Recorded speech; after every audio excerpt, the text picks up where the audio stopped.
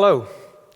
I work in and around Europe's most notorious refugee camp, as you've just heard, Moria hotspot on the island of Lesbos in Greece. People often ask me what it's like there. Why is it so bad? And unfortunately, if I was to describe what Moria is, you wouldn't understand what it feels like to live there. Susan Sontag acknowledges this difficulty of describing truly terrible catastrophes in her book Regarding the Pain of Others, when she recounted that survivors from the attacks on September the 11th, 2001, struggled to explain their experiences. They said they were unreal or surreal or like a movie. They couldn't render their own experiences into reality. It's very difficult to convey the deprivation and destitution faced by those who live in Moria. So, to capture what being in Moria feels like, I'm going to tell a story. When I was 12 or 13, I got a video game for my computer, Doom 3. Now, this game was not like anything I'd ever experienced. It was a survival horror game set in 2145 on Mars, where a teleportation experiment inadvertently opens a gateway to hell, resulting in a catastrophic invasion by demons. Now, I didn't know any of this backstory at the time.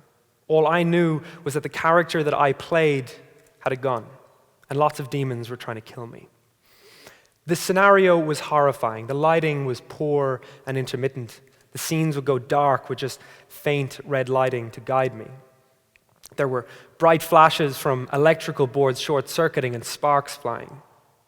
I worked my way through a series of rooms and tunnels, not really knowing where I was or where I was going. Then demons would come from seemingly nowhere and try to kill me. And I'd run in fear and shoot frantically, hitting everything but the demon itself.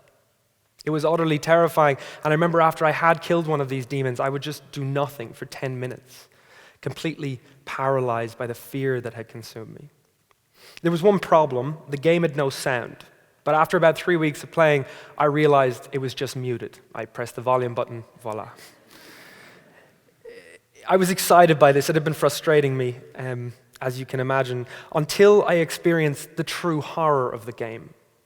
You see, without sound, it was terrifying. But with sound, it was crippling. Because those bright flashes from the electrical boards were loud and made me jump from my seat every time I heard them. The shrieks and squeals and growls of the demons pervaded every second of play, a constant reminder of where I was and the uncertainty that was to come. In this game, I existed in a constant nightmare where everything I heard, I saw, I felt was terrifying, where there was no reason or rationale to what was happening, where hope slowly eroded as I went from one terror to the next. I was completely immersed in a world of hell. My only goal was to survive, and there was no hope for anything more.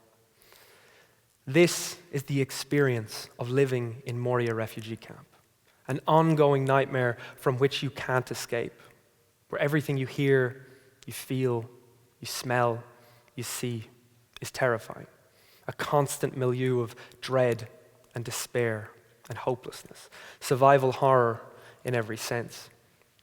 Now, I had the option to stop playing, so I did, but real life isn't something we can step away from so easily, and for those who live in conditions like Moria, they do not have the choice to step away from such a place. See, refugee camps are stagnant in-betweens with people stuck in time and place, waiting and hoping for the next step, the next move, a move that may never come. They're places of dependency, as you must rely on the aid of others to meet your most basic needs, but also places of deprivation, because those needs are never fully met. In this kind of situation, your position is uncertain and your environment is full of negatives, and you have little or no control of the things that govern your life.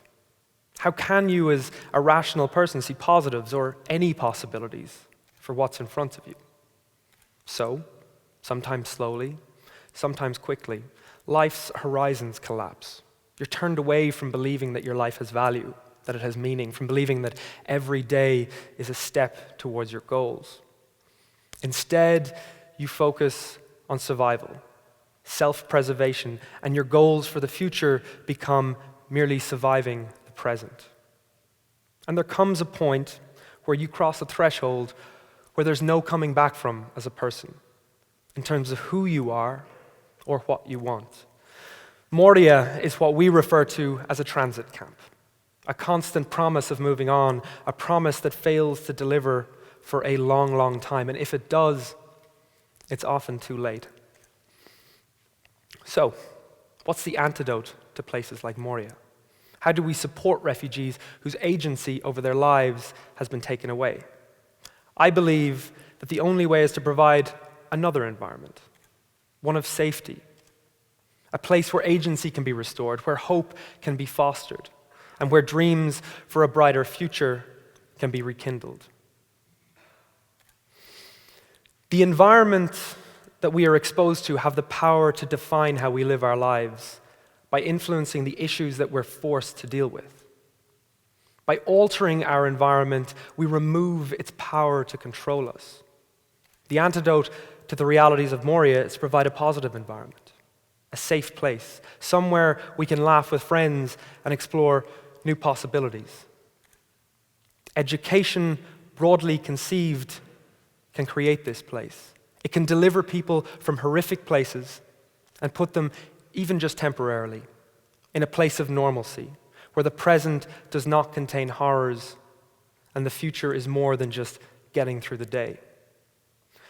However, the power of education to transform, uplift, and inspire has been reduced to cliché.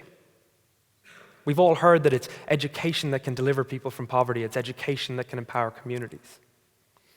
But clichés are often powerful truths, and I'm reminded every day as our students come to our school that education first is not what, but where.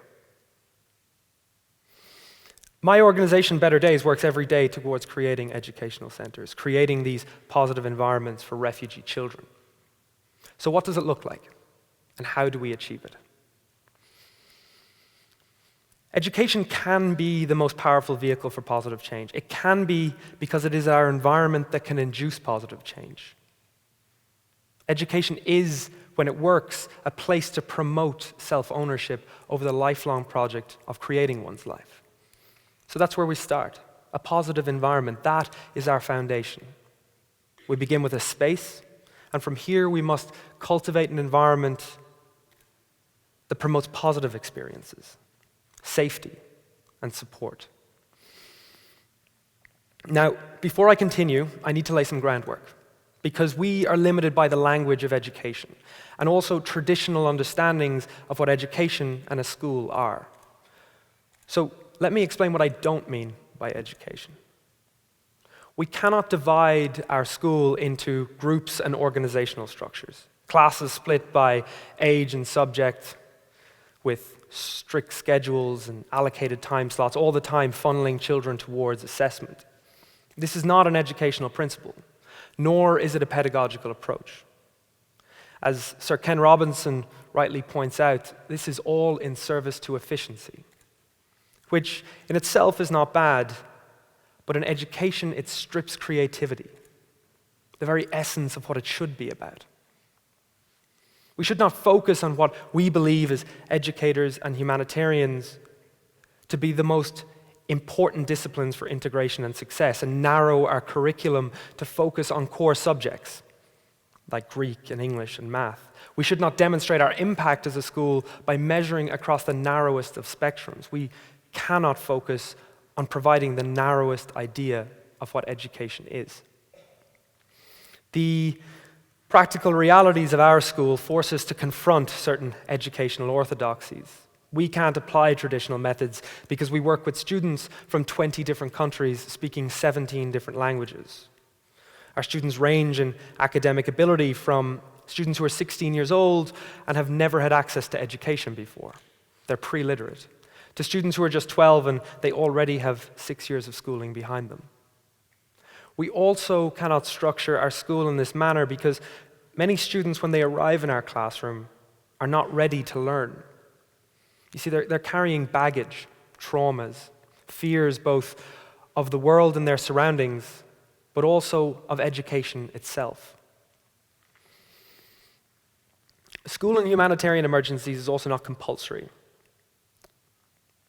Kids don't have to go to school, it's at their discretion. Now, I'm pretty sure that curriculum and pedagogy are useless in a classroom with no students. Our curriculum is broad. We have Greek and English, but we also have art and photography, sport, science, and IT. Every week, we have more hours of music than math. We have art scholarships at the local institute. Our students paint murals for local businesses.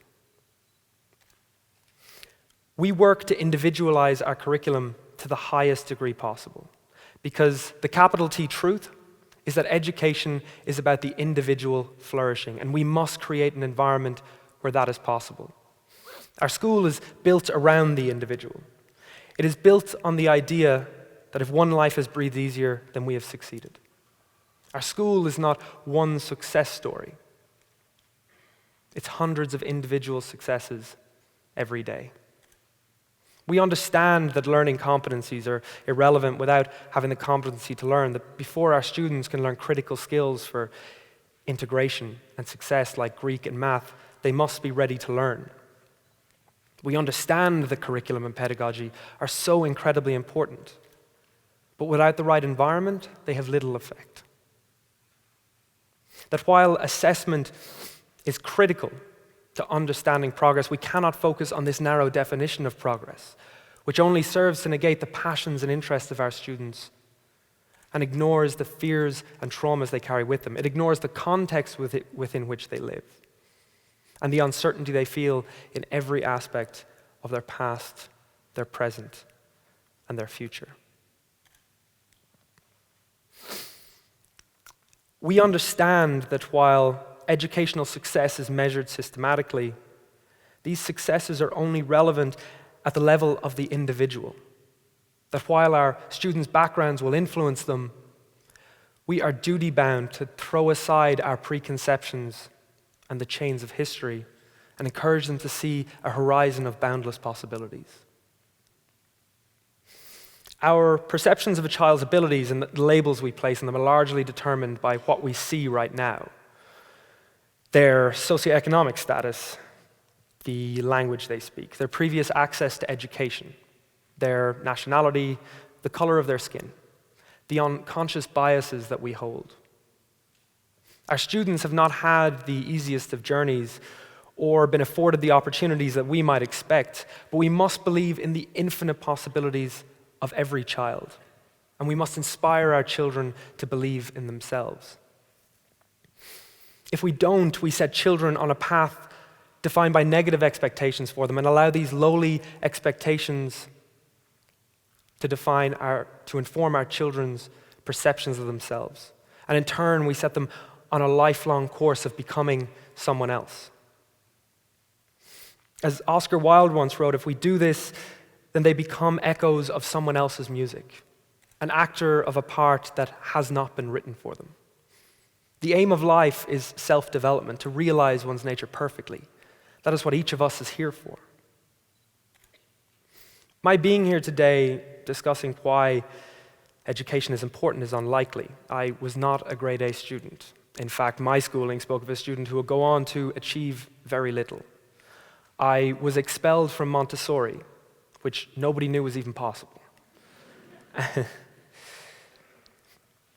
And I failed to finish high school or go on to university. The environment of formal education was lacking for me, but I was lucky to have other positive environments to fall back on. I was lucky to have an incredible family and mentors who instilled a sense of belief in me, an idea that nothing was impossible and that I could achieve and do anything I turned my mind to. A belief that I could and ultimately would go on to achieve my dreams and ambitions. In 2016, these dreams began to be realized when I traveled to Greece as a 25-year-old to offer my support in the ongoing European refugee crisis, which had seen 800,000 people transit through the Greek island of Lesbos, where I work. I never gave up on the belief I had in myself. You don't willingly give up on yourself. It has got to be drawn out of you, and it can be drawn out by excessive suffering. Refugee camps are a source of that kind of suffering. They have the power to draw out this resignation, fear, and anger from any individual. That is their great power. They're a facade, a place where we believe we have value, will be supported. We believe that they're a stepping stone to achieving our dreams of owning a home and providing for our family. Yet, in reality, refugee camps are a place where hope goes to die. They're a place of endless waiting, a relentless struggle for safety and security, a place where nothingness flourishes. We must challenge this. Because if we don't, we effectively let people become products of these toxic environments that we create but cannot control, and ignore the opportunity to create positive environments that we can. If we continue to subject people to places like Moria, then the history that we're creating will be a nightmare from which future generations try to awake. I contend that the environment that education properly conceived can create is one that fosters agency. And regardless of what you have fled from, or the traumas you carry with you, education can provide a positive environment that is a stepping stone to achieving your dreams. When we find a passion or discover a talent or engage in a hobby, we find that our horizons shift. Who we are changes, and what we believe we are capable of doing does too. Suddenly we have different expectations than before. Even though there's been no material change, we're enriched. We find enthusiasm, energy we didn't know we had. The stories of our students are powerful. I remember one conversation with Youssef. He and his family had been living in Moria for about 6 months. And when asked if he could have one wish, what would it be? He paused and looked down at the ground, and after he thought about it, and after about 30 seconds or so, he looked up and said, "To forget." Another one of our students said that getting on the bus to school was like stepping into a time machine. Our students are seeking the opportunity to learn, because learning brings hope, and with hope we can find peace in our soul. Hope has the power to transfigure your relation to life, but hope needs a place to grow. Education can provide that place. Thank you.